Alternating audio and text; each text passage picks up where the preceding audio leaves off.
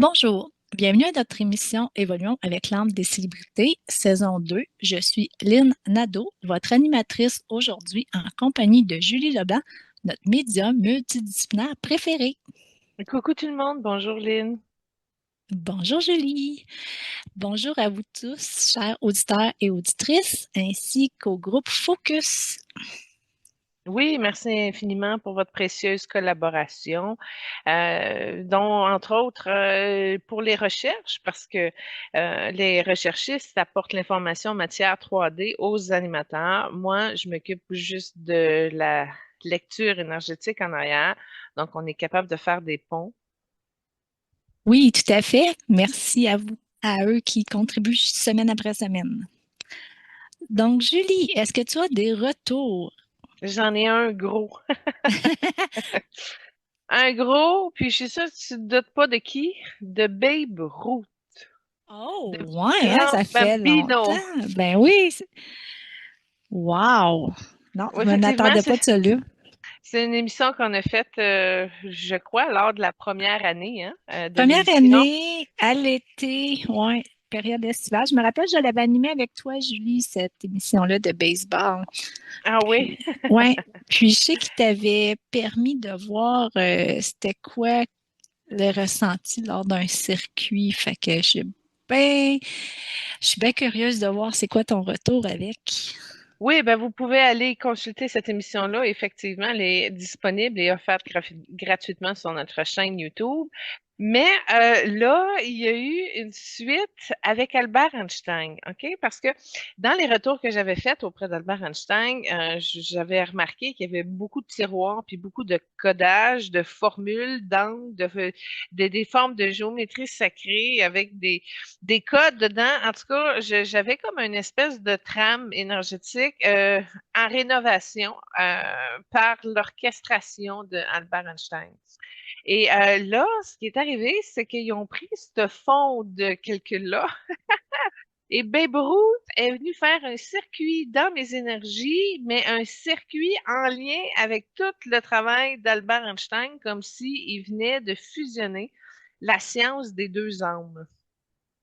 Donc, lui, en faisant un circuit dans mes énergies, ben, ça changeait des codes, ça a ouvert à des espaces, ça ajustait des choses. Donc, il a créé un mouvement d'expansion à ce que Albert Einstein avait commencé.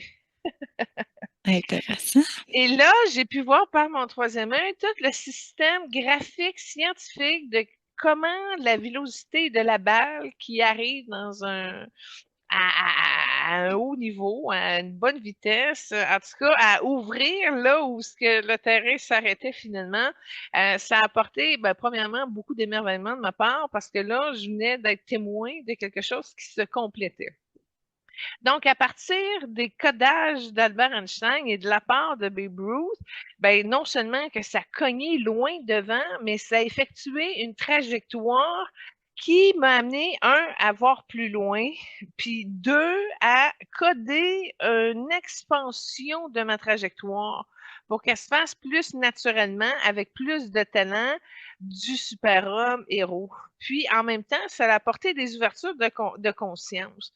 Et dans la première ouverture de conscience, là, ça a été vraiment très intéressant parce qu'on se a comme plongé dans l'enfance terrestre de Babe Ruth. On avait pensé vite, vite dans son émission sur sa partie jeunesse, mais là, j'ai eu accès à d'autres informations. Donc, le retour de l'enfant intérieur, c'était quelque chose qui n'était pas vraiment facile chez lui parce que ce que j'ai vu là, c'est que ses parents l'ont carrément abandonné. Ils ont été le porter dans un collège où c'était très froid, très religieux, très strict.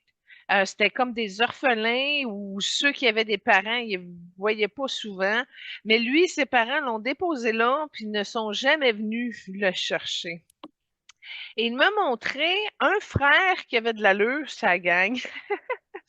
Il y a un gentil qui l'a comme un peu ouvert à au moins essayer de prendre une batte de baseball puis de cogner. Puis le problème dans le cas de Babe Ruth, c'est qu'il se faisait écœurer à cause de sa grosseur, de son poids, puis il était incorrigible, il était très difficile à discipliner, il avait un caractère, puis en tout cas les gens avaient de la difficulté avec, fait que cette institution-là dit nous, on va le casser. Mais il y a un frère qui l'a amené justement à reconnaître son talent, puis qui l'a aidé finalement à se sortir de cette institution éducationnelle-là.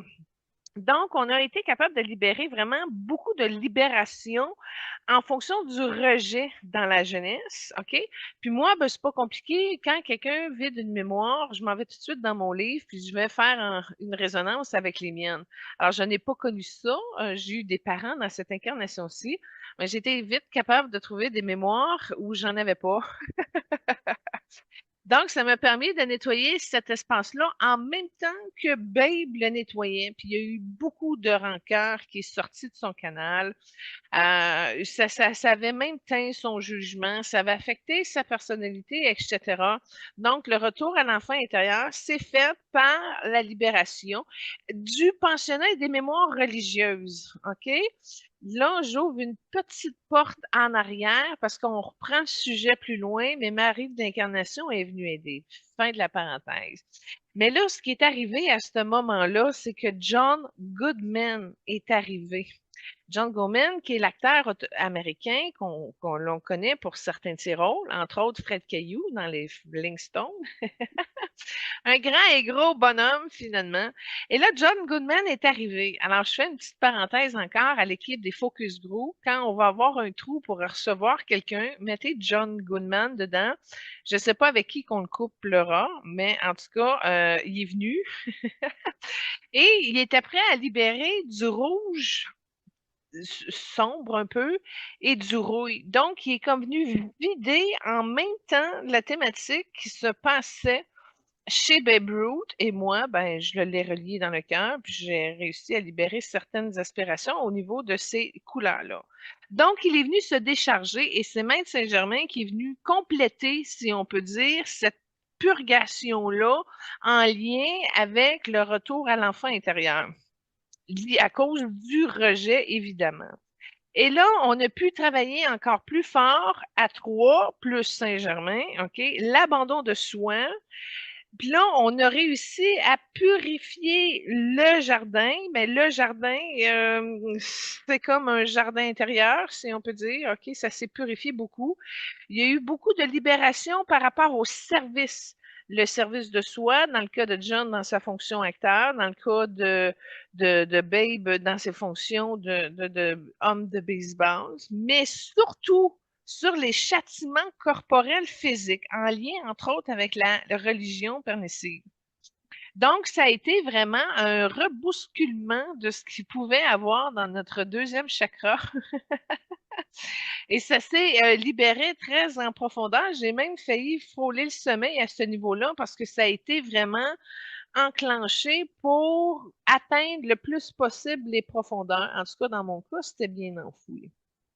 Et ça s'est ouvert par la joie, par l'émerveillement, par la simplicité, le partage et l'innocence pour aller directement droit au cœur. Et j'ai reconnu les forces qu'il avait, Babe Ruth, en fonction de ces qualités d'âme-là. Puis là, j'avais plein d'images de son incarnation. Exemple, il achetait des pop-corn, des hot dogs aux jeunes qui venaient voir le match. Il les gâtait, il les sortait, il prenait du temps, il était tout le temps entouré de jeunes. Puis là, ça a comme libéré un petit serment qu'il avait dans son cœur parce qu'il n'y avait pas eu de jeunesse, lui. Ça avait été très noir, ça a été très sombre. Mais là, le fait de faire partager son argent, ça amenait de la magie aux enfants. Les enfants étaient très heureux de la légende de Babe Ruth et tout ça. Alors, ça nous a permis, grâce à ces qualités-là et par l'ouverture que ça avait projeté de son émerveillement par le cœur, on a été capable de libérer le rejet, autant chez lui que chez moi et que chez John. Et ça restaurait quelque chose au niveau de l'ego. de l'ego qu'il a pu avoir pendant son incarnation, de l'ego de John pendant cette vie-ci et le mien maintenant. Et ça a comme amené le don qu'il avait pour envoyer la balle là où il le voulait. Il y avait une précision scientifique alchimisée par les codages d'Albert Einstein en arrière. Ben ça m'a amené à avoir plus de précision dans mes observations puis dans mes libérations. Donc, il y a eu une puissance, une drive qu'il avait lorsqu'il projetait ses courts-circuits qui m'a été retournée dans ma capacité de libération. Alors, ça a été vraiment euh, un conseil de s'entourer de gens qui sont dans la joie et à qui on peut faire confiance. Et là, ça a été un gros morceau dans la victoire d'ouverture de conscience de Babe Ruth. Et là, ça a comme permis, en ayant des gens à qui tu peux faire confiance dans ton entourage, là, ça ouvre à l'abondance, ça ouvre au succès. Et là, ce que ça a permis, c'est qu'Albert Einstein a ajouté l'alchimie aussi. Alors, c'est comme si toutes les combinaisons, tu sais, comme l'alchimie manquait à Babe Ruth, mais là, Albert Einstein lui a apporté.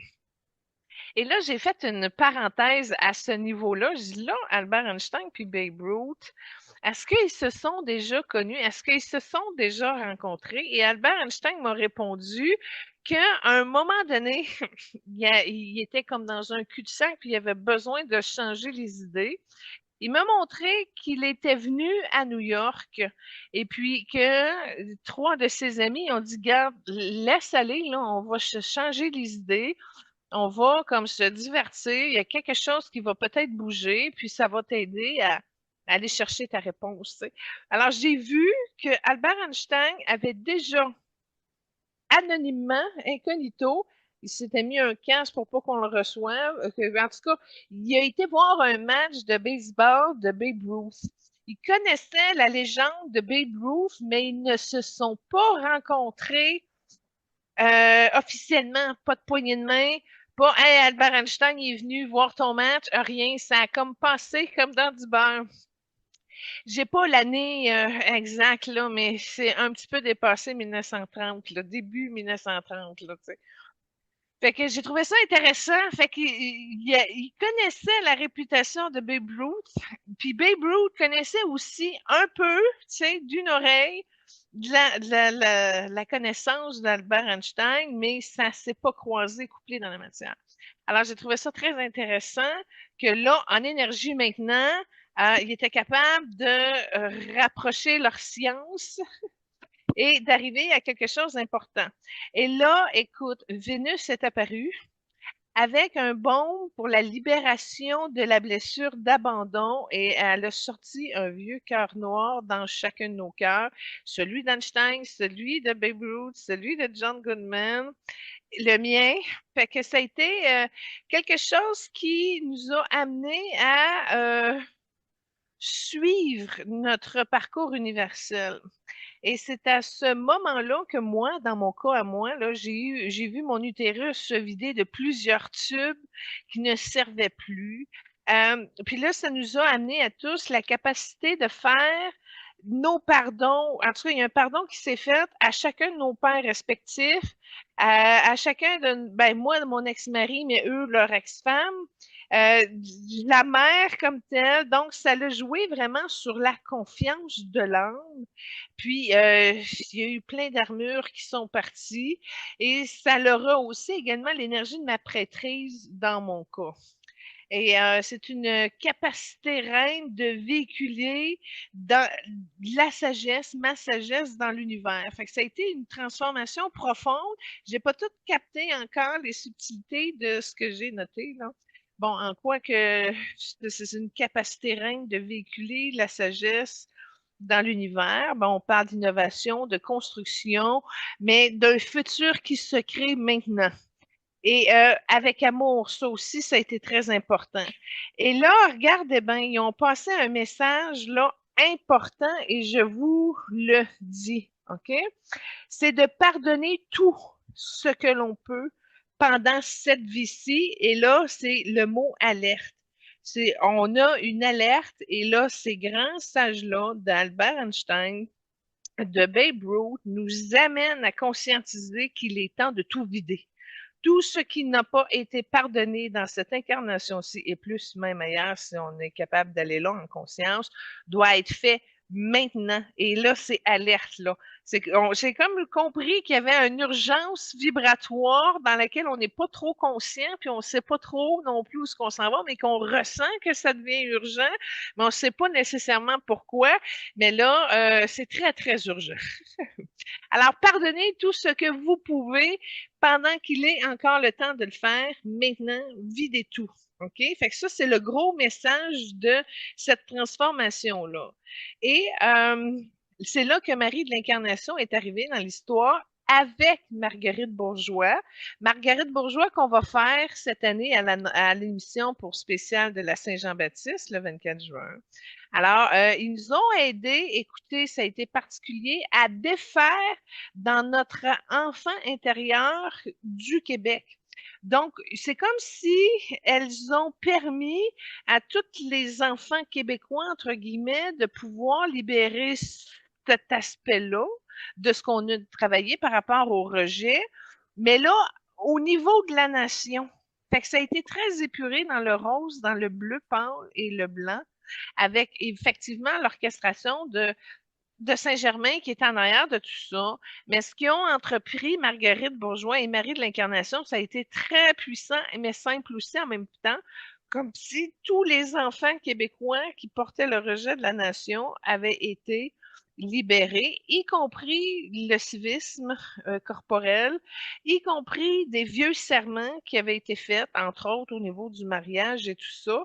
Et en tout cas, fait que ça a apporté un volet précis pour nous au Québec, si on peut dire.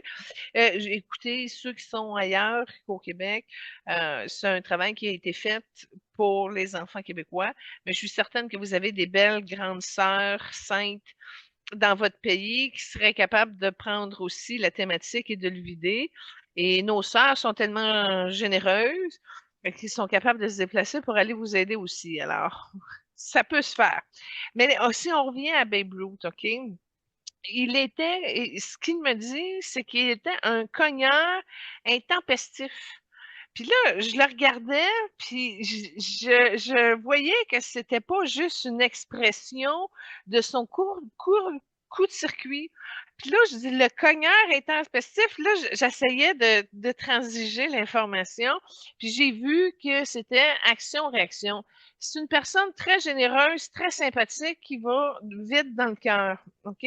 Mais quand il y avait une opposition ou une personne qui était déraisonnable et qui imposait sa vision de faire ou de penser, il se révoltait assez qu'il était capable de donner un coup de poing à un juge de ligne sur le terrain ou à son boss, si son boss avait décidé que il maintenait une ligne déraisonnable. Il y avait comme quelque chose que moi j'ai travaillé dans cette vie-ci, c'est-à-dire, ben, c'est pas parce que tu as le goût de cogner l'autre personne que tu y vas, tu le fais. J'ai appris à respirer par le nez puis dire, OK, il y a peut-être d'autres voies comme la communication pour régler de types de différents. Mais là, lui, dans son cas, c'était vraiment l'émotion flac-réponse. Alors, on a été en mesure de faire un nettoyage émotionnel pour travailler la spontanéité, que ça soit bien dosé et que ça soit respectueux. Parce qu'il y avait comme deux vitesses, soit arrêté ou soit à fond. Puis j'ai trouvé ça extraordinaire comme trait de caractéristique qu'il avait, parce que ça l'amenait à fond dans la beauté, la générosité de son cœur et de son être. Mais en tout cas, tout ça pour dire que on a eu un ajustement. Moi aussi, je l'ai eu dans mon ego. Parce que je suis capable de très répondre si je décide de très répondre. C'est un travail qui s'est fait aussi au niveau du nombril, sur la conciliation familiale. Il y a eu beaucoup de karmas qui se sont libérés de tout ça. Mais c'est surtout des difficultés avec les humains. Que, c'est difficile d'être en harmonie entre humains. C'est carrément là-dessus que ça s'est joué. Puis lui, autant qu'il avait un effet de présence incommensurable et que tout le monde le vénérait, le reconnaissait pour son grand talent et son immense générosité, si on peut dire, il a quand même pas réussi à réaliser son rêve à lui. Alors là, j'ai vu que son cœur avait été fractionné et j'ai demandé c'était quoi ton rêve, Babe Ruth? Tu sais, celui que tout est facile, là. Tu sais, c'est la prestance, le charisme, l'attraction, la foule. Tu sais, toi, tu n'as pas réalisé ton rêve, mais quel était-il? Et dans ce temps-là, il sentait dans son fond de cœur qu'il aurait voulu être gérant de joueurs comme lui, puis de les materner, puis de les aider, puis de les guider à développer son talent. C'était vraiment là-dessus qu'il voulait jouer. Fait que le rêve de Babe Ruth, celui qui avait tout, celui qui pouvait tout avoir, celui qui claquait des doigts et qui avait ce qu'il voulait, n'a pas réussi à travailler le rêve ultime qu'il avait. Alors, moi, dans toute sa confession, j'ai vu un immense building dans son chakra-cœur s'effondrer. J'ai eu tellement d'empathie pour cette grande légende, ce héros-là qui a procuré tellement de bonheur à tellement de citoyens et qui n'a jamais été capable de se réaliser dans son rêve. Ça a été un gros morceau. Il y a tellement de tristesse qui est sortie, de colère, d'injustice. J'ai vu à un moment donné que les gens le huaient. Fait qu'il y a vu aussi l'éphémérité et la précarité. Autant que tu peux être un dieu de l'Olympe un jour, autant que le lendemain, on te hue. Tu sais, c'était comme très intense dans les extrêmes. Et là, quand il me dit que l'humain a la difficulté de vivre en harmonie, ben, c'est heureux. Les humains ne sont pas capables d'être heureux ensemble. Ça, c'est un autre deuxième message très important que j'ai trouvé qui me livrait. Et il est vrai qu'il est très difficile pour tous les humains de se mettre heureux au même diapason et de le maintenir individuellement puis collectivement. Fait que ça, j'ai trouvé que c'était très sage et on a nettoyé énormément beaucoup d'illusions et de libérations qui se sont faites au niveau cellulaire. Il y a des vieilles chaînes qui se sont libérées, des vieux boulets. En tout cas, il y avait pas mal de choses parce qu'on était en profondeur puis qui était capable de reconnaître le problème, de faire silence et de laisser passer la lumière pour l'illuminer. Alors, ce qui est arrivé, c'est que ça a provoqué un grand rassemblement tout autour de la terre, dont le Christ est arrivé rose, blanc, du vin doré un peu, là, en haut, là. Et là, il y avait plein d'âmes dans ces couleurs-là autour de la terre. Et on a fait une prière, mais ça a été une canalisation immense de fréquences, de lumière, d'amour, de conscience. Je ne sais pas trop quelle énergie utiliser pour décrire ce qui s'est passé, mais ça a été un grand rassemblement pour justement prier, entre guillemets. C'est une prière active, je vous dirais, orchestrée par la divinité, en tout cas, pour que l'humain arrive à être heureux ensemble. Alors, ça a vidé, évidemment, ça a changé beaucoup de choses, dont l'émotionnel au niveau du plexus, dans le cervelet, ça a enlevé aussi des trucs au niveau du coccyx, du subconscient. C'est comme si ça livrait, un coup que tout ça est sorti, là, ça livrait une vie, entre guillemets, avec un succès, un héritage, un legs de lumière, comme quoi que l'humain libre, joyeux, qui se respecte, génère de l'amour et est capable d'aimer encore plus, plus. Et là, la Terre a eu plein d'énergie pour les arbres, comme si les arbres manquaient de cet amour-là.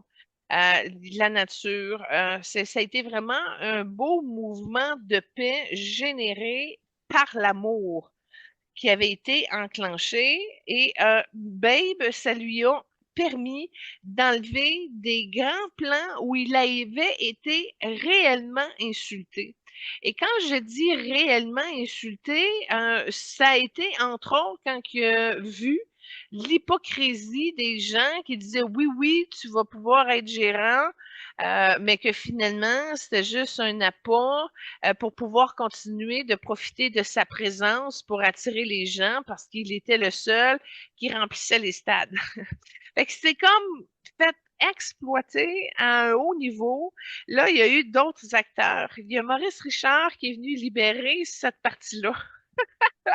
Il y a eu mon ex-mari, ça, je suis une parenthèse, puis je lui ai pas dit en plus, mais je vous le dis à vous, qui a le même gabarit que Babe Ruth. Fait que ça l'a aidé à libérer des choses aussi. Alors, c'est comme si mon ex-mari était plus dans le modèle retenu, autant que Babe Ruth, il était l'extrême. Fait qu'en tout cas, il y a quelque chose qui se sont équilibrés entre les deux, que lui a eu un petit peu plus de retenue, et de l'autre à côté, un petit peu plus d'énergie pour le sortir. Donc, ça a fait comme un genre de travail d'équilibre. Puis moi, ça a fait des petites connexions, des petits chocs électriques dans certaines parties de mon cerveau bien ciblées. Ça a rallumé quelque chose ou ça a réactivé, je sais pas. Mais en tout cas, ça a été très important parce que ça a ouvert à une porte sur l'esprit matérialiste, si on peut dire, de la consommation ou du pouvoir de l'argent, etc. À savoir, ça fait quoi de pouvoir avoir tout ce que tu veux facilement? Quand c'est ton talent qui te permet d'accéder à tout ce que tu veux, sauf à l'ultime de ce que tu veux. Et moi, c'est le contraire, dans le sens que j'ai profité de cette occasion-là pour avoir le talent un petit peu qu'il avait, que toutes les choses viennent à lui et qu'on lui donne tout ce qu'il voulait. Moi, c'est difficile quand je veux quelque chose de l'avoir, en tout cas, fait que j'avais besoin d'avoir plus de facilité, entre autres au niveau de la possibilité d'attirer plus d'argent pour pouvoir construire plus facilement mes rêves. Alors, ça a été un bel échange devant Dieu. Ça a été tout orchestré dans une symphonie divine. Il y a eu de l'échange de codage.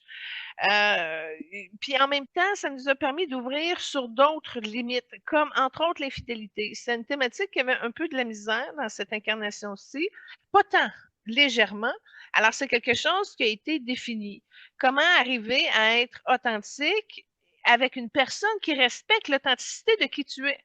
Dans le cas de sa première épouse, c'était plus difficile à Babe parce qu'elle était, moi je le veux pour moi, puis on reste ensemble dans notre petit nid doré, puis on reste à la ferme. Mais lui, c'était une personne qui était entourée, qui voulait fêter, qui profitait de la vie parce qu'il l'avait pas faite quand il était jeune. Alors, il m'a permis aussi d'ajuster certains codages pour assainir ma compréhension du couple, puis la sienne aussi par rapport à ce temps-là où ça a été difficile pour lui de pouvoir être à New York pendant que sa femme voulait rester à Boston, etc. Ça a été compliqué. Puis en même temps, ben, il y avait une autre femme qui l'accompagnait à New York. Puis une chance, comme quand j'avais dit dans l'émission, elle a été importante dans ce qu'elle a apporté à Babe. Et ça a été reconfirmé. Et là, le fait des fois, quand tu as des idéaux différents, exemple sa première femme, ben, ça tombe dans une joute de contrôle au niveau des rôles. Et ce contrôle-là, ben, l'homme va contrôler à sa manière, la femme va contrôler à sa manière. Alors, on a travaillé sur le stéréotype des jeux de rôle dans le contrôle, quand justement deux personnes ne sont pas au même niveau dans ce qu'ils veulent. Et là, ça a avancé énormément. Moi, ça a ouvert des trucs au niveau de mes racines et ça a fait apporter, ça a apporté une fluidité de lumière. Et puis là aussi, ça n'a pas rapport avec l'évolution, mais il y avait une joke qu'il aimait beaucoup quand il était matière. Ça, ben, je ne l'avais pas vu, mais il me le fait. Il pointait ses deux doigts de même, puis il dit tire sur les deux doigts. Puis quand il tirait ses deux doigts, il pétait. Puis le monde, il était insulté parce que c'était à la high class, mais lui, c'était tellement rigolo pour lui, le gars qui sort de l'institution religieuse, juste une gang de gars qui c'est ce genre de joke, là, tu sais. Fait que ça a été important parce que quand il a pété, quand il m'a fait la joke du pétage, il a trouvé encore tellement drôle, puis il riait dans son cœur comme un vrai enfant. L'effet que ça a fait, ça n'a pas fait un pet physique, là, mais ça a brouillé, ça a ouvert, ça a fait un fume, puis j'ai vu qu'il y avait des codes de guérison pour l'intestin, le sien, le mien, puis de ceux qui étaient là, qui voulaient en bénéficier. Alors, j'ai trouvé ça très intéressant que les codes de guérison pour le côlon arrivent sous forme de joke à la Babe Ruth, spontané, mais tu sais, drôle, tu sais, il riait dans son cœur d'enfant. Écoute, ça a été indescriptible, mais tout ça pour dire que ça nous a amené la rupture du serment du mariage. Lui, ce qu'il trouvait, c'est que, regarde, il a fait le vœu du mariage, puis ça se défait pas, tu sais. Mais finalement, il a passé ça dans son incarnation pour arriver à sa deuxième femme. Et ça a libéré aussi beaucoup au niveau de son livre de vie. Il y avait plusieurs croisements au niveau de l'infidélité, au niveau des serments du mariage, etc. C'était rigide, il y avait besoin de libérer. Et là, embarque, évidemment, retour sur notre beau-frère André, celui qui guérit tout.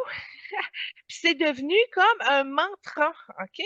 C'est comme frère André qui guérit tout, puis là, Babe Ruth, il répétait ça, frère André qui guérit tout, frère André qui guérit tout, frère André qui guérit tout. Et là, il y a ce mantra-là, à force de jouer avec beaucoup de joie, évidemment, ça a comme amené à une direction de foi et de soi.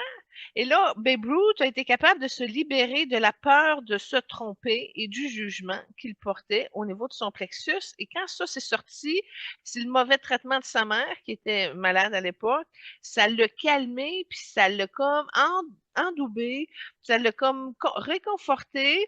Puis, en tout cas, il y a quelque chose qui a été comme puissamment ouvert et dirigé pour qu'il puisse libérer l'injustice et la trahison parce que le gros de sa thématique était la déception de ne pas avoir accès à ses rêves. Et ça venait aussi de ne pas avoir accès à sa mère, et tout ça, ça lui a apporté le cancer de la gorge parce qu'il y a eu beaucoup de retenue quand il a vu qu'il y avait beaucoup d'hypocrisie qui essayait de profiter de lui.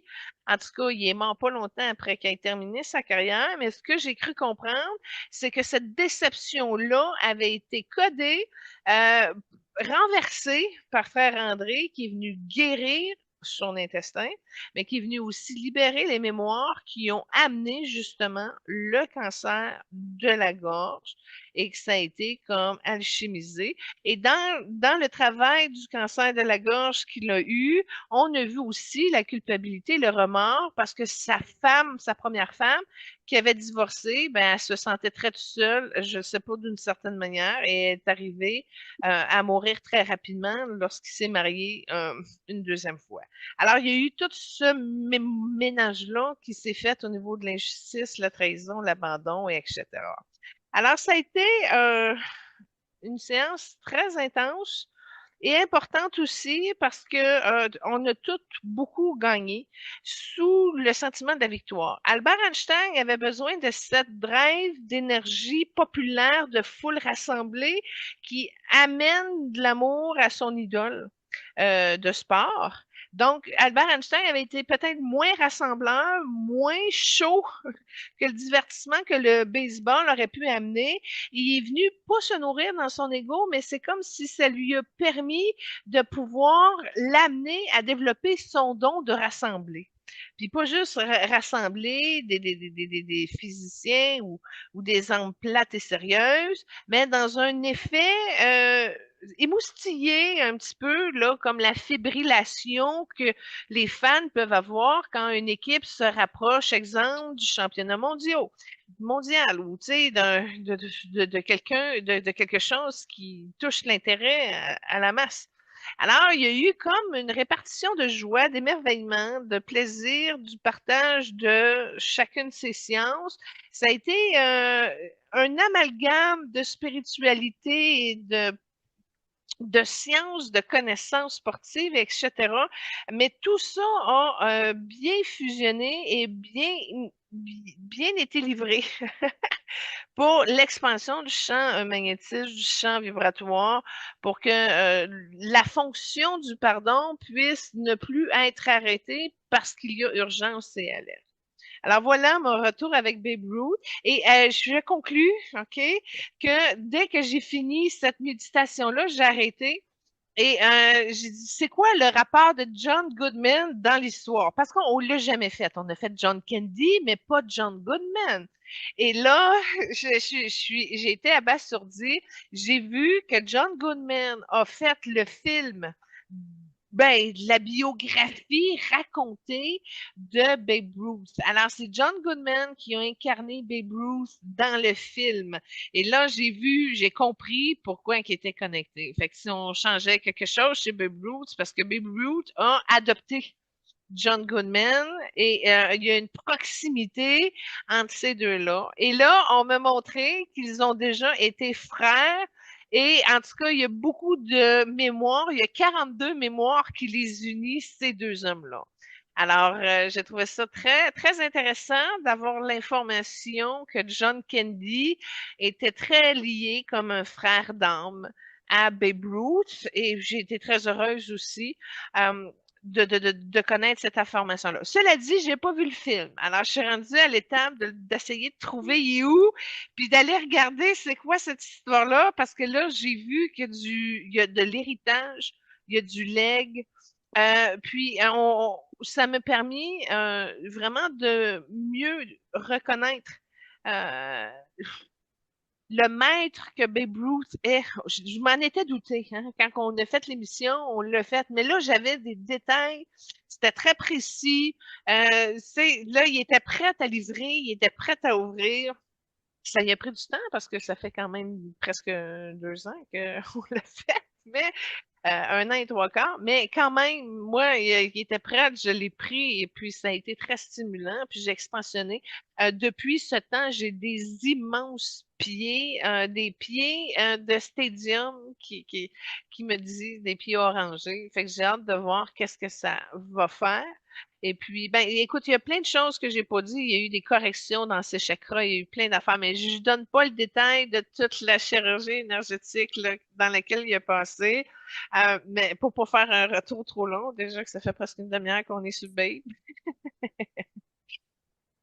Merci de ton écoute, Lynn. Ben, c'est très intéressant, Julie, puis tu as mentionné bien des faits avec Albert Einstein, avec Jésus, avec plein, plein, plein de personnes, avec John aussi qui s'est lié à vous. Fait que c'est un très beau passage, puis c'est le fun de voir comment que les personnes, tu sais, on dit tout le temps, on est tous reliés à un certain point, mais tu sais, on en a que, c'est comme, on n'en a pas connaissance autant, tu sais. Mhm.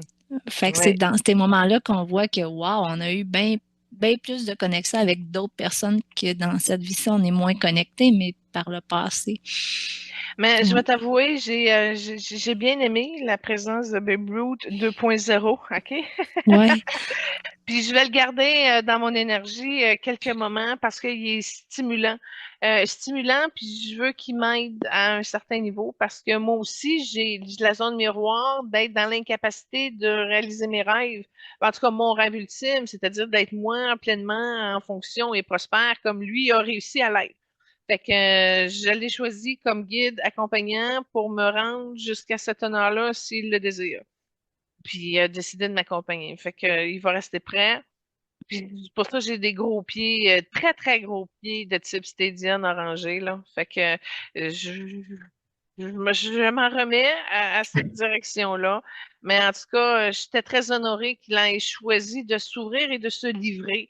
Parce que, d'après moi, il m'avait laissé le message qu'il va me revenir, mais tu sais, ça faisait comme 1 an et demi et Mhm. plus. Mais là, écoute, ça a progressé. Excellent. Oui. C'est vraiment intéressant de voir qu'on travaille autant de l'autre côté que de ce côté-ci. Donc, Ouais, ouais. Puis ça tu nous lâche as pas. livré des beaux messages aussi là, de pardonner là, beaucoup, là, tout laisser y aller. Fait que ça, c'est un très beau message aussi que tu nous donnes. Merci. Oui, tout le plaisir. Oui. Moi, je n'ai pas de retour. Donc, je vais poursuivre avec nos invités d'aujourd'hui, qui sont Megan Follow et Jonathan Crombie. Bon, on fait un hommage à l'île du Prince-Édouard et on a décidé de leur rendre hommage parce qu'ils ont réussi à amener une culture canadienne anglophone. Tu sais, la culture canadienne est très collée sur celle des États-Unis et elle ne se démarque pas en particulier. Mais Lucy Maud Montgomery, avec ses récits d'Anne à la maison au pignon vert, Anne of Green Gables, euh, a réussi quand même à amener quelque chose qui a survécu au niveau de l'histoire grâce à Kevin Sullivan, qui a fait une magnifique série sur les écrits de Lucy Maud Montgomery, l'auteur la plus connue de l'île du Prince-Édouard jusqu'à ce jour, parce que Bon, je ne sais pas si vous avez de l'information sur l'auteur, mais on a décidé de mettre en avant les emblématiques, si on peut dire, de la culture canadienne ancestrale, avec, entre autres, l'île du Prince-Édouard, avec Megan Follow, qui est, selon moi, la meilleure interprétation de Anne à la Maison Pignon Vert, ou Anne avec un E. Ils ont fait plein de séries avec Anne, mais je trouve que Megan Follow, c'est vraiment la meilleure interprétation de ce rôle-là. Puis Jonathan Crombie, qui alliance Dr. Blythe ou Gilbert Blythe dans la série, a été uniquement ciblé sur le Jonathan Crombie. Du Dr. Blythe. Il est mort tôt. Il n'y a pas eu vraiment d'autres apparitions publiques. Megan Follow aussi, je l'ai vu une fois dans une petite série, un rôle passager. Mais ils ont eu, ça a collé sur eux, leur rôle, leur emblème, leur symbole. Ça fait que c'est comme deux piliers importants dans la culture canadienne. Et puis, ben, c'est pour ça qu'on voulait rendre hommage un petit peu à nos cousins de l'Atlantique. Oui, tout à fait. Donc, je propose d'écouter la première trame sonore choisie pour Megan, qui est Anne Leave Green Gable. Ouais, ben, toutes les trames sonores viennent de la série.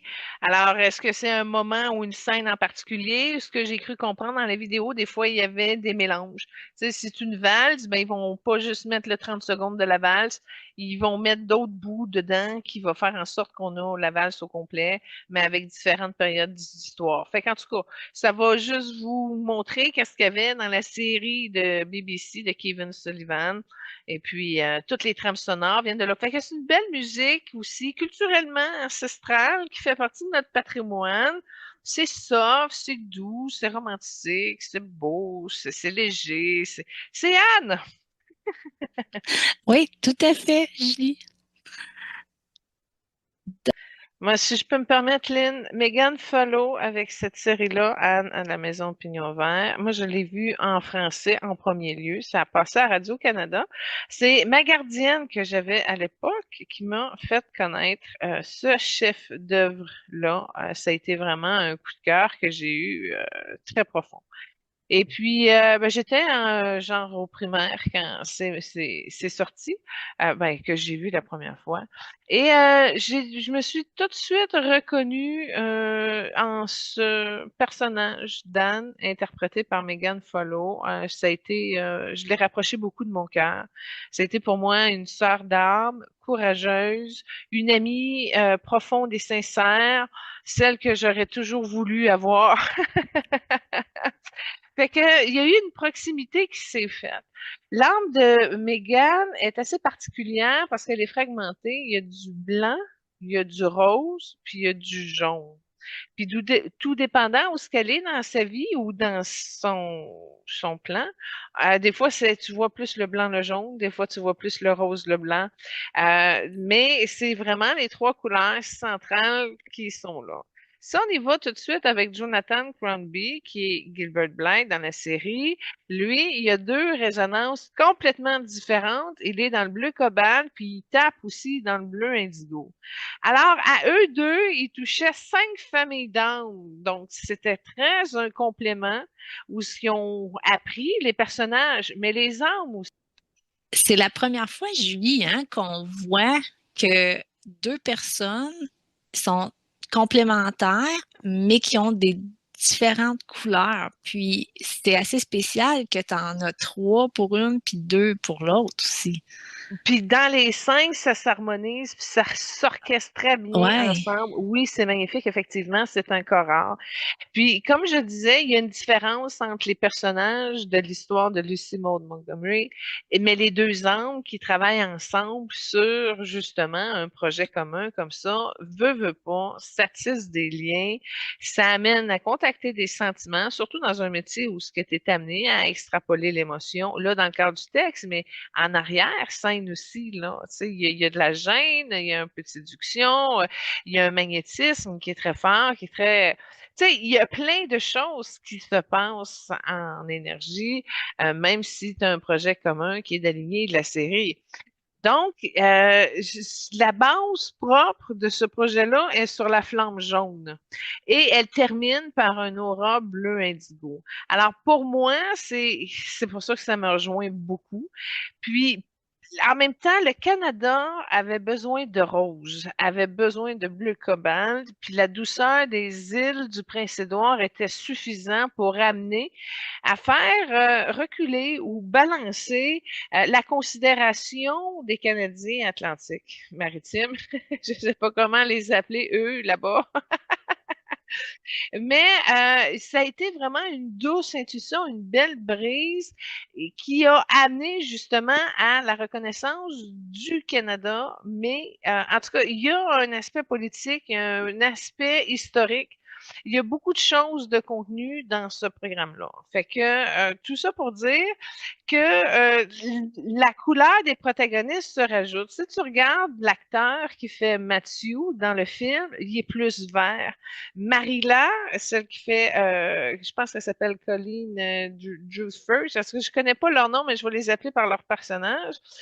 Marilla, elle était plus dans le blanc, mais elle a un fond fuchsia, ce qui est assez particulier. Diana, l'amie dans le programme, a beaucoup de blanc, mais passe par le vert. Et ça crée quand même une alchimie parce que la présence du vert de Mathieu et de Diana, ils ont amené une autre couleur, une autre solidité. La madame au magasin général est corail. Fait que là, on peut se promener comme ça, là, puis de voir finalement que toutes ces belles couleurs harmonisées là, parce que le casting est excellent. Ils ont vraiment réussi à bien cerner physiquement, mais l'énergie aussi. Tu rajoutes les costumes, tu rajoutes les décors, etc. Ça arrive à quelque chose qui est d'une grande symbiose, mais un secret caché aussi, bien gardé, qu'on essaie de dévoiler doucement pour ramener de la valeur sur ce territoire-là, cette manière de faire qui est d'antan, mais qui est très attractive touristiquement. Et je me suis fait avoir. J'y ai été, moi, à la maison de Anne, au Pignon Vert. Puis là, ben, ça clash. Parce que c'est pas l'émission de la série que tu vois, que tu visites. C'est la maison où Lucy Maud Montgomery a écrit la première base de cette série-là. Fait que finalement, tu penses te promener dans le décor ancestral de la maison avec la vue sur la ferme, le porche, etc. Non, non, non, c'est pas ça. C'est un golf avec une maison blanche et verte, mais bon, c'est encore conservé ancestralement mais sans nécessairement raccorder au niveau de la série. Fait que ça a été une grande déception pour moi et la personne qui m'accompagnait dans ce voyage-là.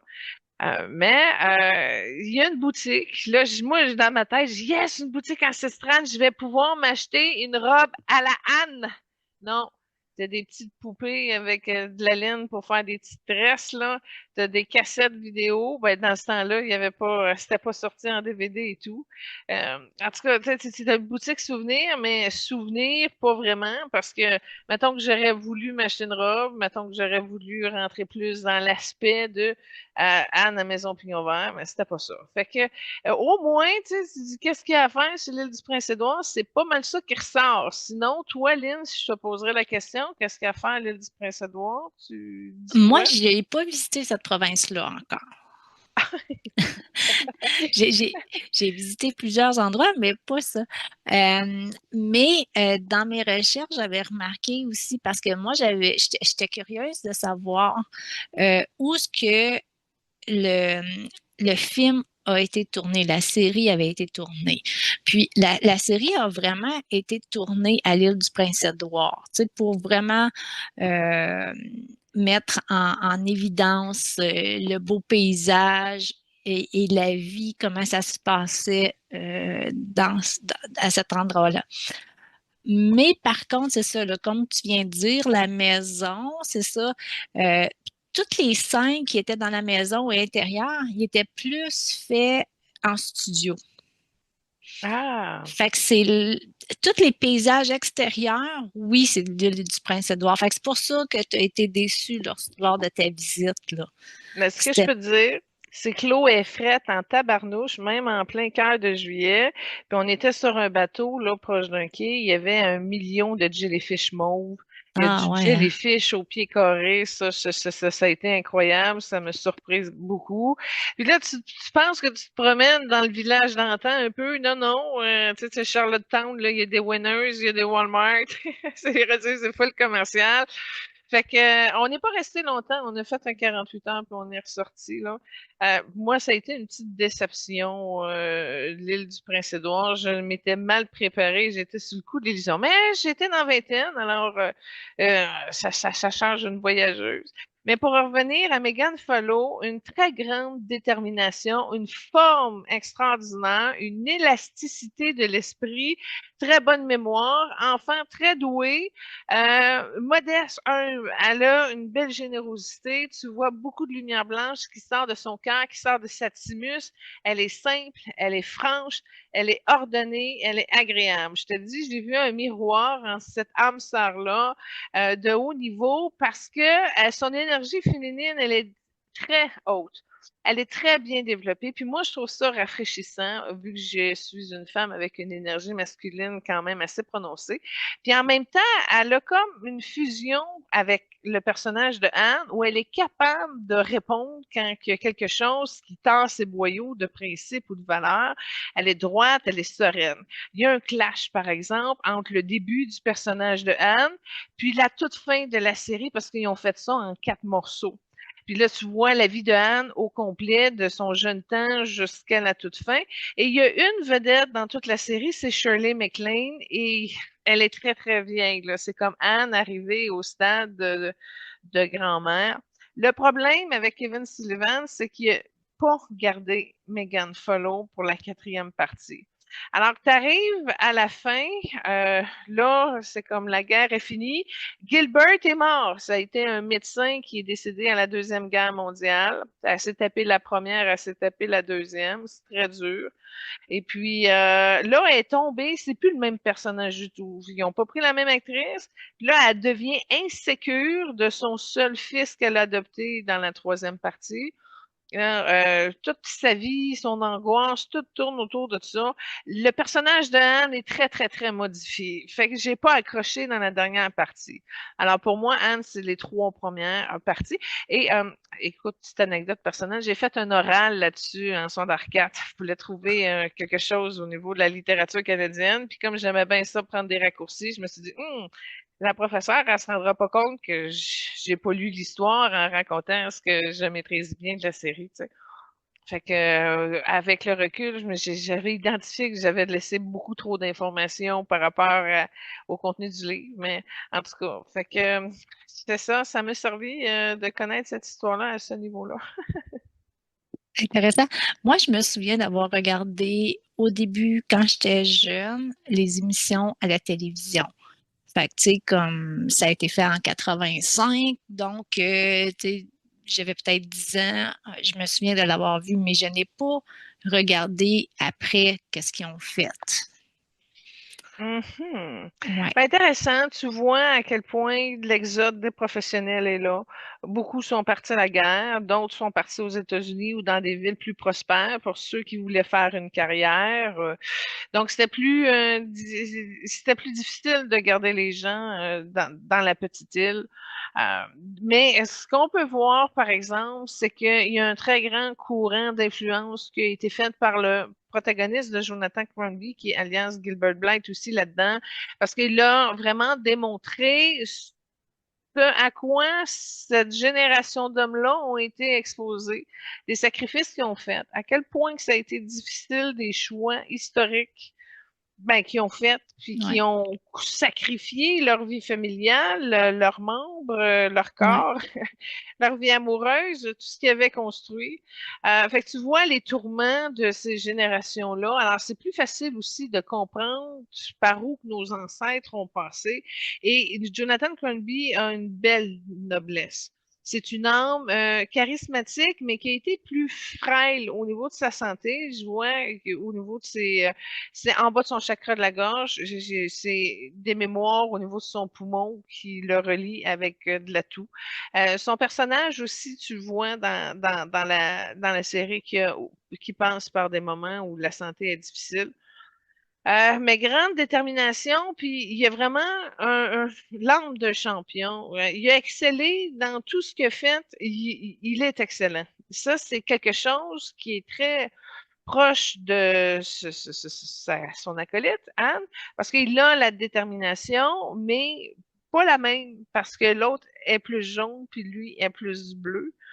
Donc, il y a quelque chose qui a couplé, qui a amené une synergie, puis qui a amené une belle tornade de langue.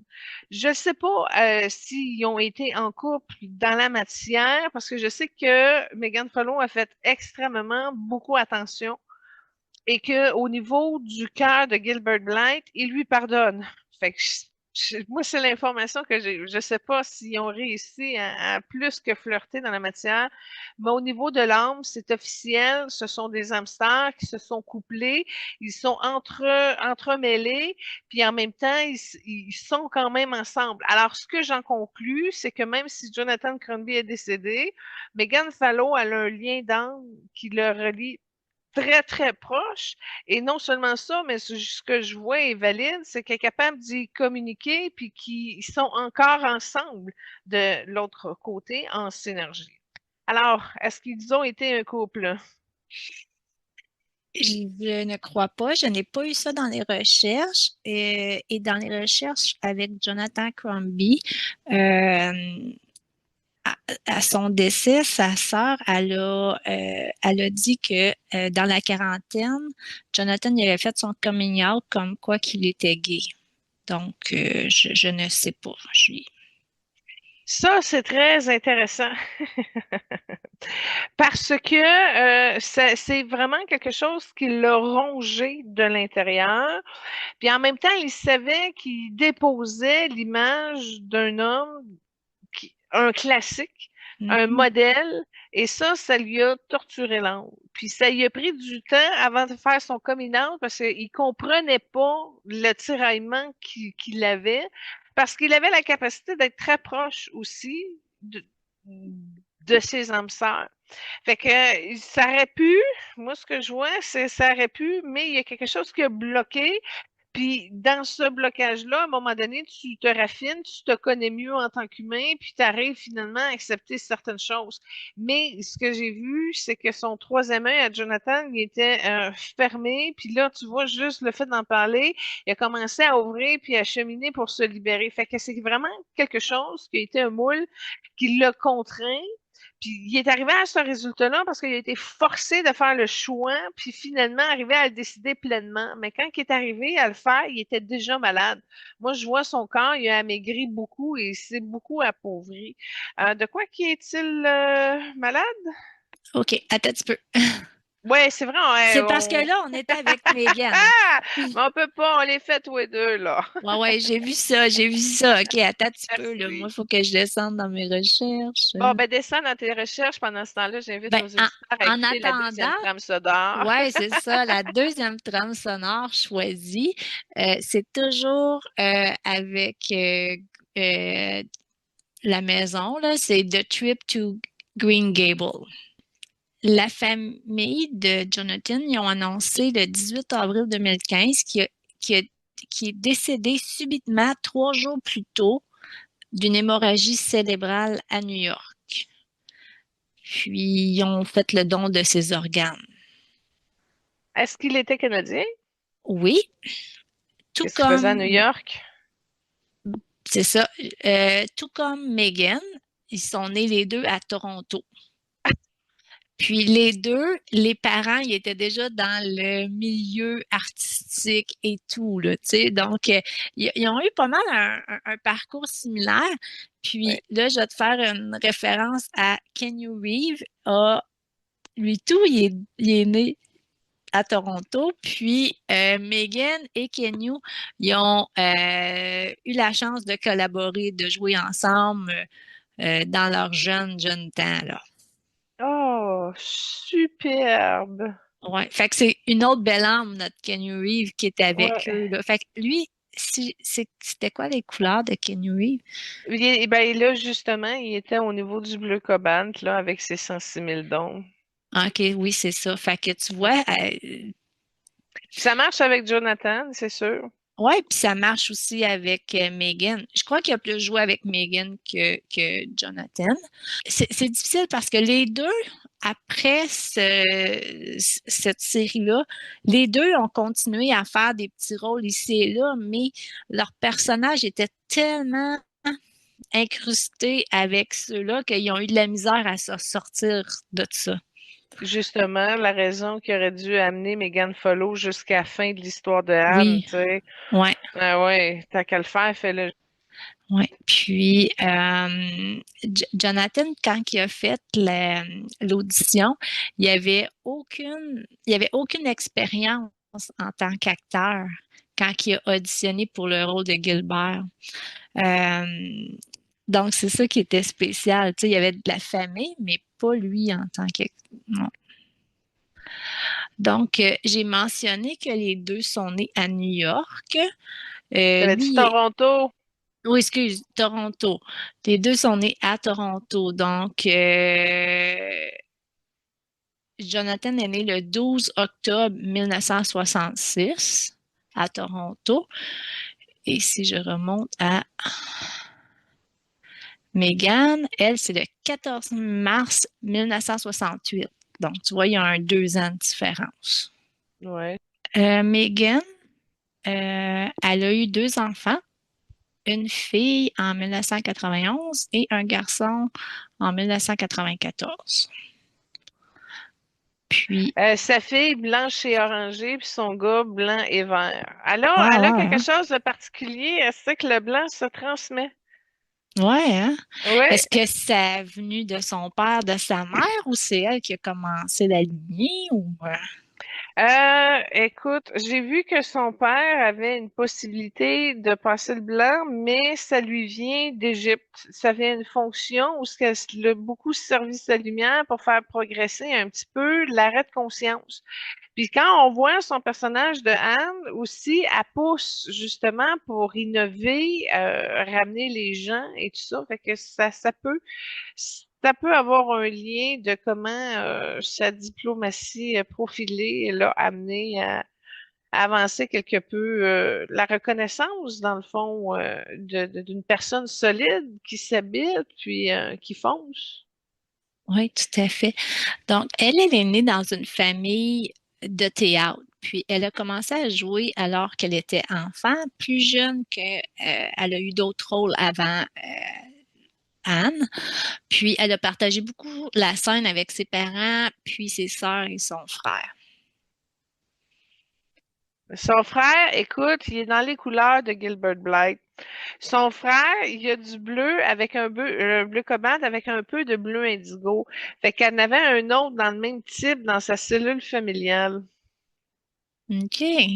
Ah, c'est Déjà, intéressant. les bleus avec bleu indigo sont quand même assez particuliers. C'est la première fois, on est peut-être rendu à l'émission 92, je sais pas là. Ouais, Tu vois, c'est la première fois qu'un bleu avec un bleu cobalt, un bleu indigo sont ensemble. Puis là, tu vois deux dans la même émission. Bang bang, ouais. C'est première, deux spécial, hein? fois. C'est Ouais. l'aîné du blanc. Ouais. Ouais. Puis tantôt, j'ai mentionné qu'elle a joué avec Keanu Reeves. C'était une émission pour enfants qui était diffusée sur la chaîne CBC. Mais si j'ai pas plus de nouvelles, j'ai Non, pas. c'est ça, c'est pas rentré C'est non plus en Going français. Great, ouais. Ouais, Mhm. ouais. Bon. Puis vraiment, qu'est-ce qui a fait connaître Megan, c'est vraiment le rôle de Anne Shirley. Mhm. Puis par la suite, elle a, comme j'ai mentionné, elle a essayé des rôles, ça a fonctionné un peu, mais ça n'a jamais embarqué totalement. Mais elle a continué sa carrière comme réalisatrice en arrière de la scène, Julie. Oui. Moi, je la suis sur son Facebook, Megan Ah Follow, ouais. depuis des années.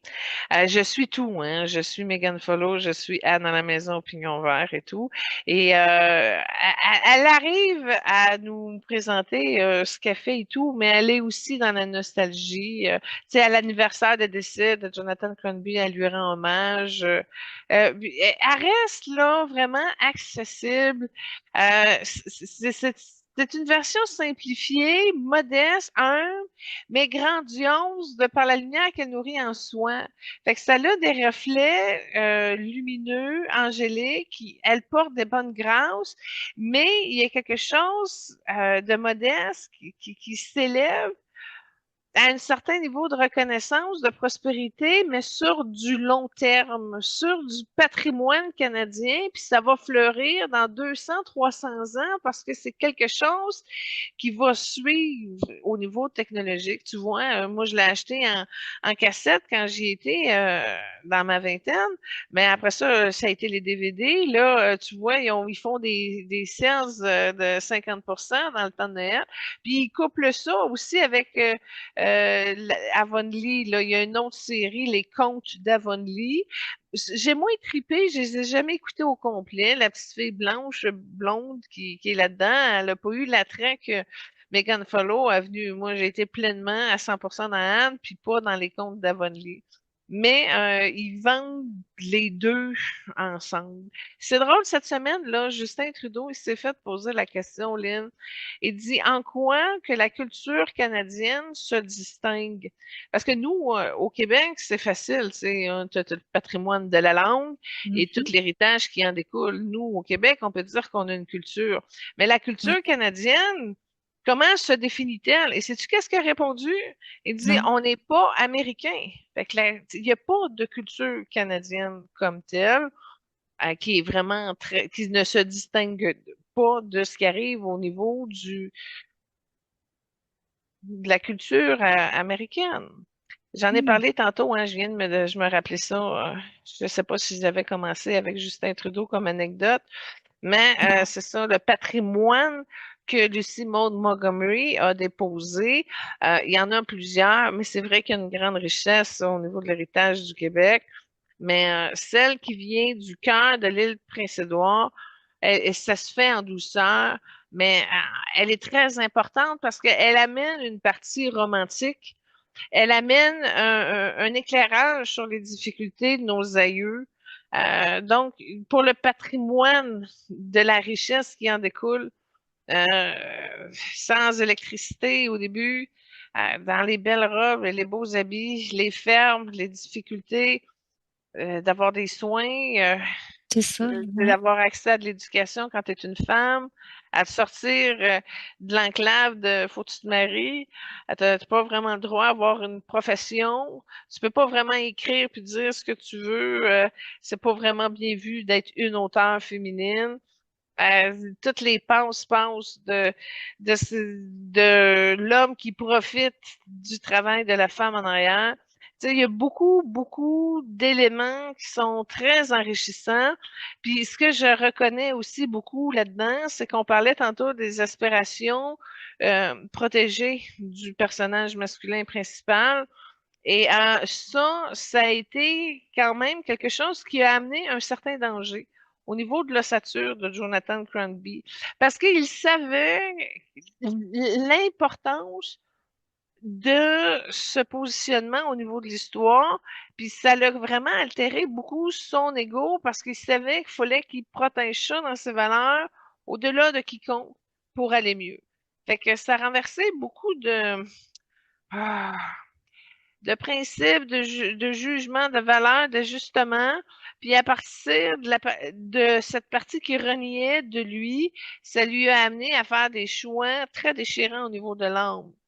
Et puis ça a été même assez pour en devenir une pathologie, c'est-à-dire où il s'est vraiment senti enfermé là-dedans et dans son ego aussi, où ce qu'il a eu peur de pouvoir ouvrir puis de sortir de ça. Et tout ça, ça a été très difficile parce qu'il n'a pas réussi à accepter le penchant de l'âme qu'il avait à livrer. Et là, il avait besoin de rose et de jaune. Alors, c'est pour ça que la part de Anne le rapprochait beaucoup de l'amour de ce qui en est. Puis après ça, il l'a pas vraiment bien compris à l'appliquer à soi-même parce qu'il avait vraiment besoin d'une délivrance au niveau de l'âme. Et ça, l'actrice qui fait Marilla, elle a vraiment contribué aussi en dehors du plateau. Il y a eu une belle complicité entre Marilla et Gilbert là, avec leur nom de terrestre. Puis tu vois, les deux, en ce moment même, ils s'aident encore, ils se visitent encore. Et les deux personnages, les deux âmes qui incarnent ces personnages-là, n'ont plus de corps physique, donc sont de l'autre côté. Et tu vois, oui, Mathieu Cotban non plus, il est plus là, il est ni dans la série, ni de ici. Mais tu vois qu'il y a quand même encore le cœur de Megan Follow qui danse avec beaucoup d'émerveillement avec ces âmes-là. Puis c'est ça qui est le fun parce qu'ils ont comme créé une unité familiale, si on peut dire, d'âmes, puis ils se supportent, puis ils s'accompagnent. Et tu vois, même Diana est attachée à eux par le nombril. Alors c'est vraiment, comme je te dis, un effet familial que ça crée. Il y a eu peut-être des petites embrouilles sur le plateau, des petites chicanes, etc. Mais en énergie, on voit qu'ils ont réussi à étendre une belle toile profonde de liens et d'entraide, puis ça communique, ça s'échange régulièrement entre ces hommes-là. Alors, c'est très intéressant de voir à quel point que ça a été bien ciblé, qu'il y a eu des vraies complicités dans ces relations-là. Merci, Julie. Je propose d'écouter la prochaine trame sonore qui est Gilbert, toujours de Anne of the Green Gable. Un petit hommage, bien sûr. Oui, tout à fait.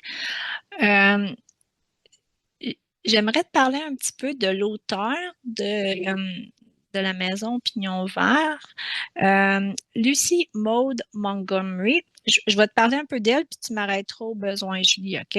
Excellent. Parfait. Donc, elle est née en 1874 et elle est Attends un décédée. petit peu. OK. Complications difficiles. C'est une naissance difficile, complications difficiles. Elle est arrivée dans cette date-là, il y avait du blanc, du orangé, puis du bleu indigo. Puis je vois que c'est déphasé. Fait que ça a été un accouchement catastrophe, je te dirais. Continue. OK.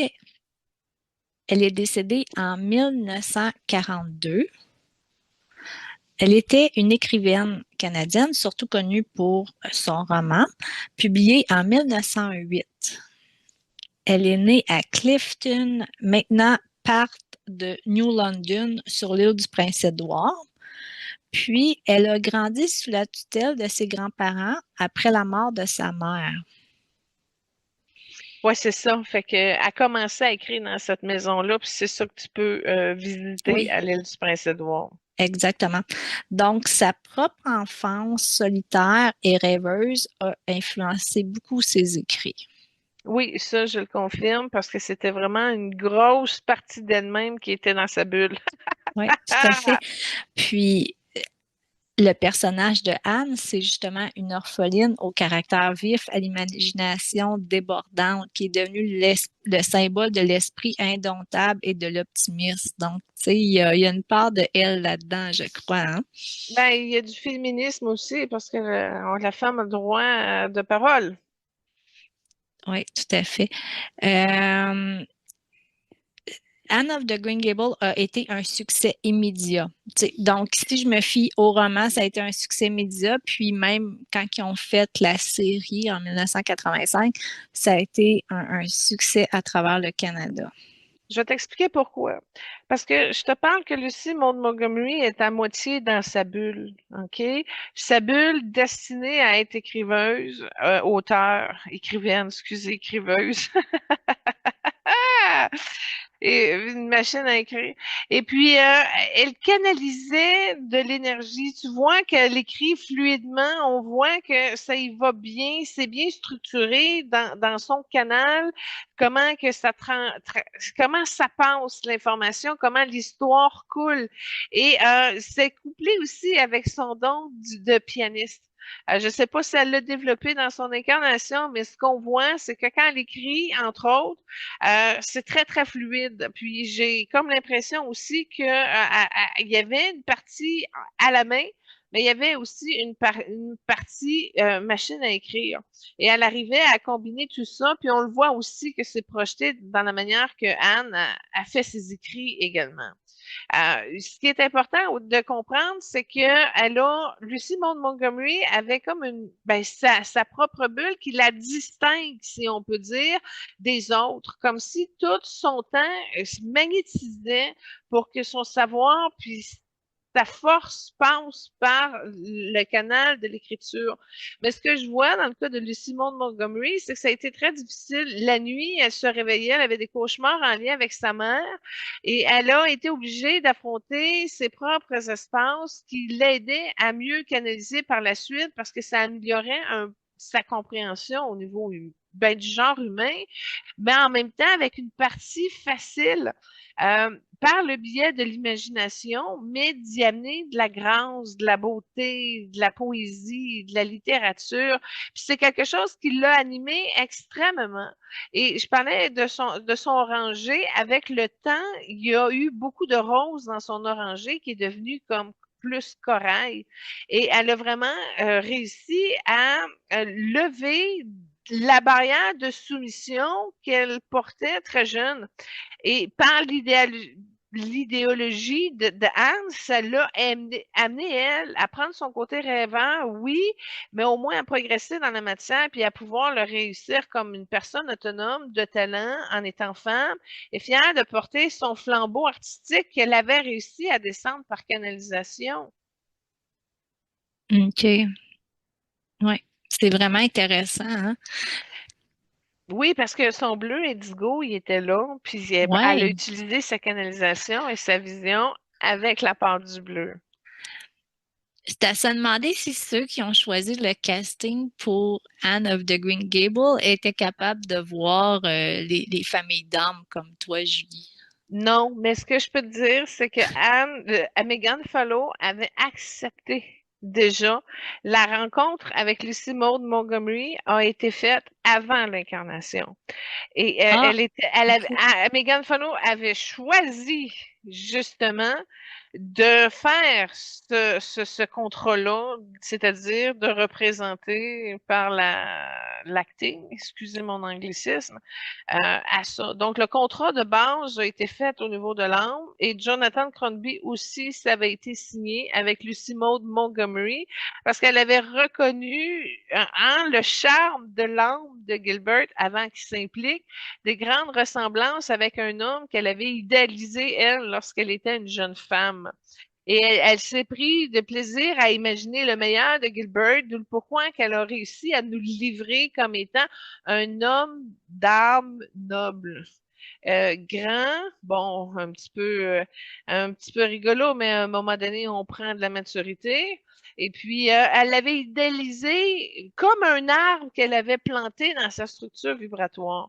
C'est que ça a été facile. On me dit aussi, je m'excuse, je viens d'avoir l'information que le réalisateur, Kevin Sullivan, avait également accepté le contrat avec Lucy Maud Montgomery avant l'incarnation. Alors, ce qu'on comprend, là, c'est que Lucy Maud Montgomery, elle l'a placé tellement fort dans les énergies, puis elle a amené son projet au-delà même de son incarnation pour que justement les protagonistes importants et nécessaires au passage de l'histoire puissent se faire à une note juste. Et ils ont réussi, d'où le pourquoi que le succès était instantané. Alors, ce que je disais à l'émission de Noël avec Alexandre Assier, c'est qu'il suit sa création de A à Z. Ben, c'est la première fois que là, on a une femme, une âme qui a, elle, c'est encore plus périlleux parce qu'elle elle y a été avec des contrats d'âme après son incarnation. Donc, elle a bien planté et ensuite, elle l'a amené à ce que ça s'amène davantage dans le patrimoine canadien.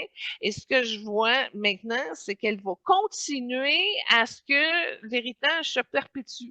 Fait qu'elle lâche pas le morceau.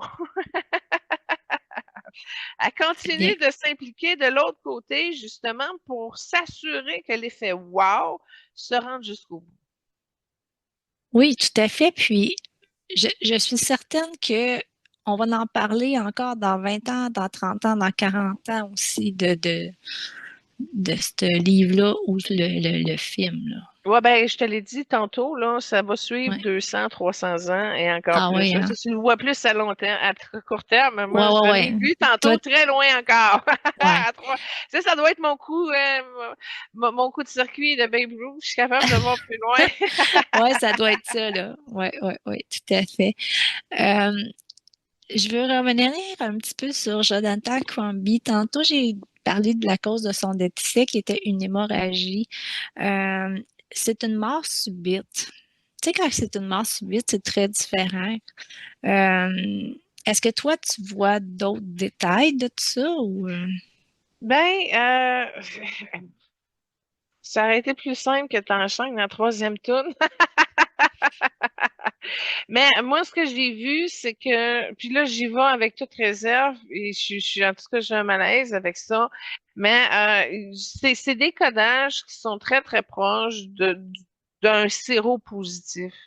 Fait que, t'es entendu de m'en parler d'une hémorragie cérébrale. Moi, je vois plus la détérioration qu'un un virus de ce type-là aurait pu causer. Et OK. là, ben, avec un affaiblissement immunitaire, ben là, ça s'appauvrit et tout ça. Parce que tu vois qu'il est malade avant qu'il meure, tu sais, puis il n'y a pas de OK. photos qui ont été prises 3 heures avant. Puis il y a encore là, je sais pas combien de temps qui ont été pris, mais moi, ce que je vois en énergie, tu sais, Patrick Choisy avait beaucoup détérioré aussi. Oui, C'est dans ce type-là où c'est une maladie qui est déjà avancée, qui a peut-être amené à ce type de mort subite, là, tu sais. Peut-être qu'il n'avait pas OK. vu qu'il avait été malade, peut-être qu'il l'a pas dit qu'il était malade. Non. Mais c'est du refoulement, c'est l'expression de sa grosse dualité entre l'homme qu'il a été et le personnage noble, je le mets entre de haute stature, parce que ils ont pas fait grand rôle, hein, mais ils sont rentrés dedans à fond. C'est C'est tout ça. ouvert. On en Ouais. a parlé avec Heath Ledger, là, à un moment donné. C'est comme tu rouvres des portes quand tu rentres dans quelque chose et tu le fais et tu le deviens. D'où le pourquoi, tantôt, je reviens à John Goodman puis à Babe Ruth, tu comprends-tu? Il y a un lien qui s'est créé entre les deux âmes, entre les deux êtres.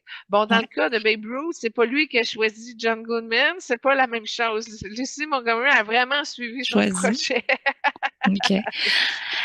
J'ai eu une question de Lynn, notre recherchiste, concernant le don d'organes, étant donné que Jonathan, la famille ont fait le don d'organes. Est-ce que le donneur a un lien karmique par la suite avec les actes faits par le receveur? Je suis pas sûre de comprendre ta question, mais oui, effectivement, ça peut avoir un contre-don entre deux personnes en te laissant, je te laisse ça, ça va pouvoir t'aider. Il y a des liens d'amour qui sont très puissants. Fait que ça peut jouer. Maintenant, dans le cas de ton exemple, Ouais. c'est que en étant le docteur Blight, il a comme pas eu le choix de comprendre l'importance de la science médicale. Sans rentrer trop en technique dedans, mais il n'a pas le choix de rentrer pour bien le vibrer puis bien l'intégrer au niveau de son âme. Alors, oui, ça faisait partie de ses volontés. Maintenant, s'il a donné ses organes puis qu'il y avait un virus comme de type séropositif ou je sais pas trop quoi, ça n'aurait pas pu fonctionner. Mais en tout cas, il y a quelque chose qui affaiblit son système immunitaire. Je sais pas quoi, mais en tout cas, j'ai juste vu en énergie l'appauvrissement musculaire, la détériorisation de la couleur de la peau, etc. J'ai vu sa chute immunitaire. Bon, comment il s'appelle-t-elle maintenant? J'ai pas le détail. Mais au niveau karmique, oui, quand tu laisses tes organes, ça peut être un contrat d'âme. Maintenant, il y a une partie qui peut être aussi aléatoire, c'est-à-dire il y a un don, il y a quelque chose, mais ça arrive très souvent que le receveur va contacter l'âme du donneur et avoir au moins un échange, une gratitude ou quoi que ce soit.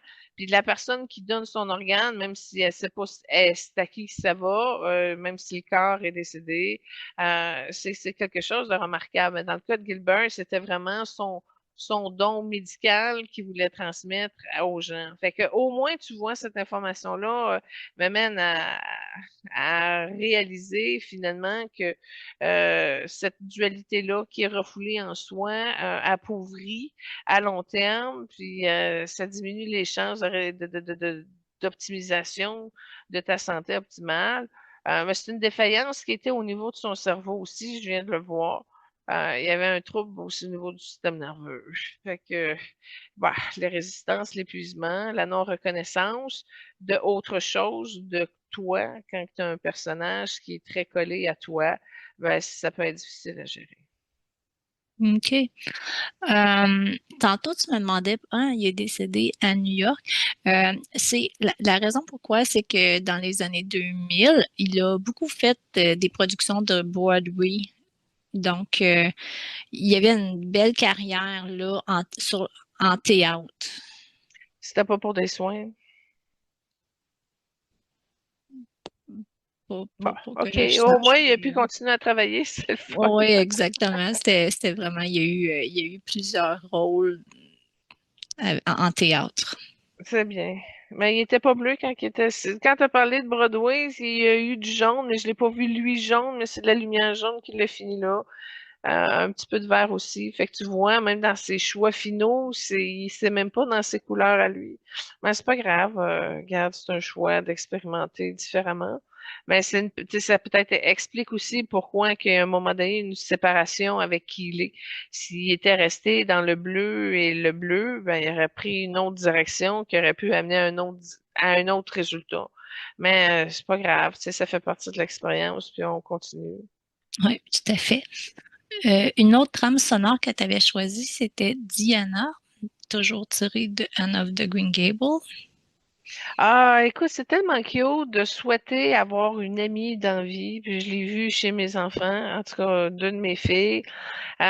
Puis je le vois dans mon cœur aussi. Tu sais, on souhaite avoir une amie véritable, hein. En tout cas, c'est notre illusion conte de fées. On va avoir le meilleur chum, puis Ouais. on va avoir la meilleure amie. Fait que Diana est importante dans l'équilibre de Anne, puis une chance qu'elle est là, parce que sinon, Anne, elle se fait beaucoup rejeter à cause de ses cheveux, à cause de son talent, de son intelligence, de ses principes, de n'importe quoi finalement. Les gens sont jaloux quand elle crée quelque chose et elle réussit. Fait que c'est une difficulté qui était là dans les débuts des années 900. C'est une difficulté que nos jeunes vivent encore dans les années 2025. Fait que je trouve ça intéressant de faire des parallèles à quel point que ça change pas. Non. Puis surtout que Lucy avait écrit ce,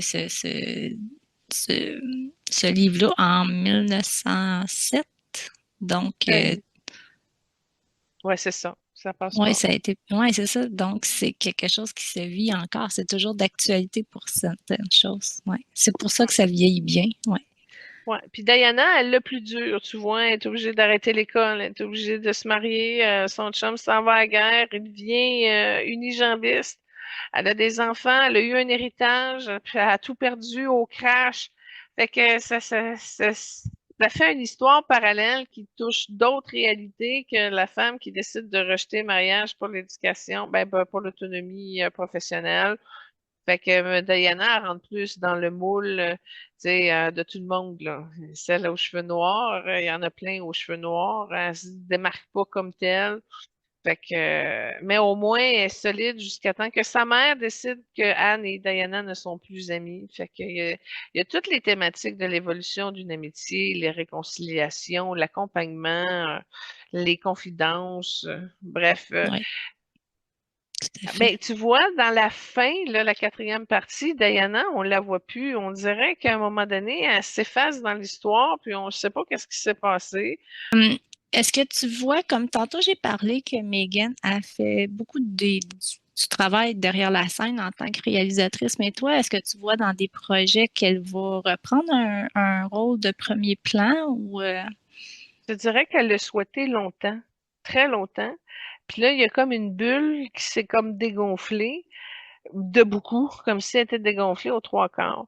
Elle serait capable de la regonfler puis de repartir sur une histoire, mais il y a des résistances qui amènent une non-acceptation dans son profond, qui fait en sorte que c'est comme bloqué d'emblée pour elle.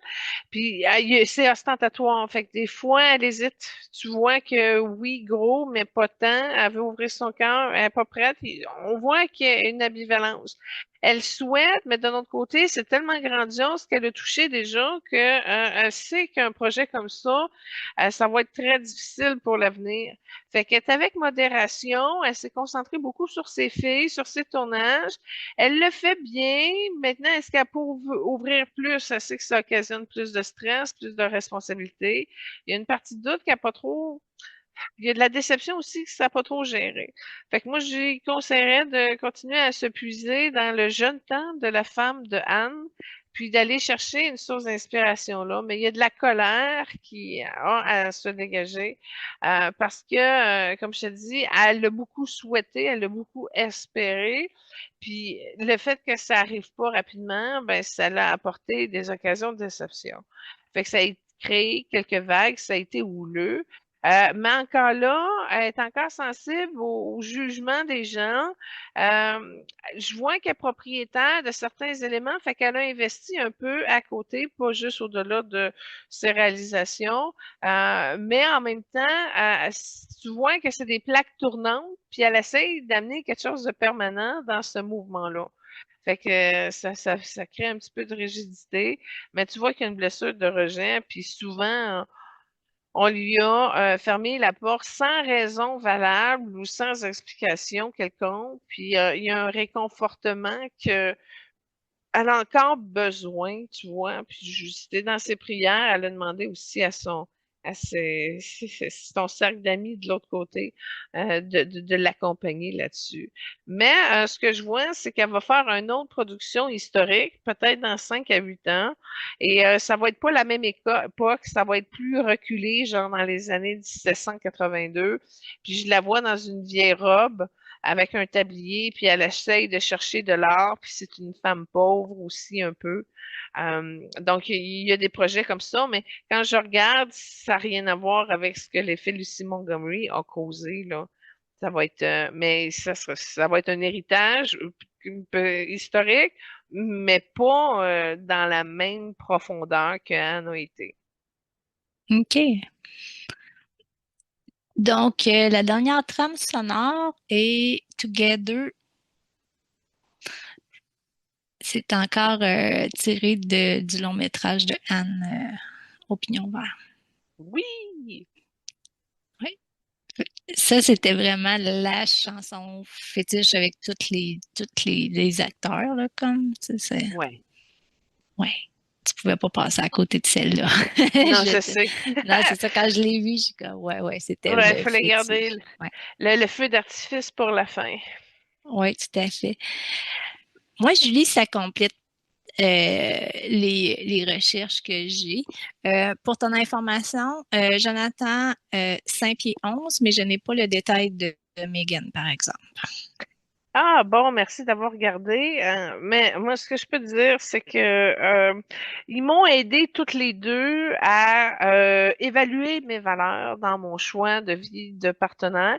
Parce que Jonathan Crombie, ben, c'est pas vrai, Gilbert Blythe laissait de la place à la femme, à ses choix, à son intelligence, à sa contribution.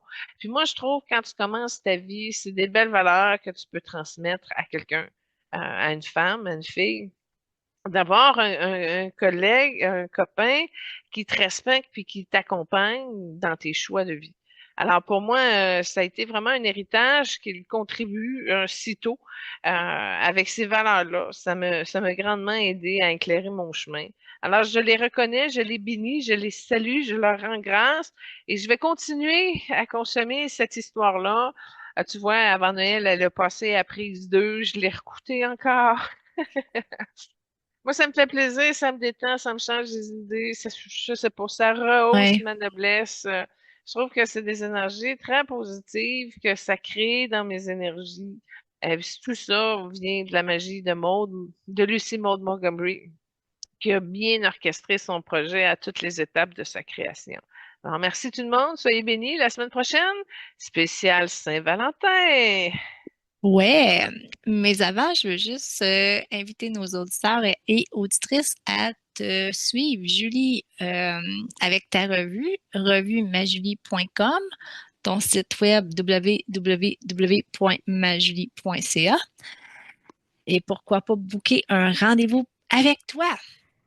Ben oui, venez voir qu'est-ce que votre âme veut faire avec vous. Oui, tout à fait. Ainsi que notre chaîne YouTube pour les émissions et Facebook Évoluons avec l'âme des célébrités. Oui, venez nous liker, partagez, s'il vous plaît. On vous l'offre gratuitement. Vous avez matière à participer. Bienvenue et un gros merci. Oui, merci. Donc, merci Julie. Merci, Lynn.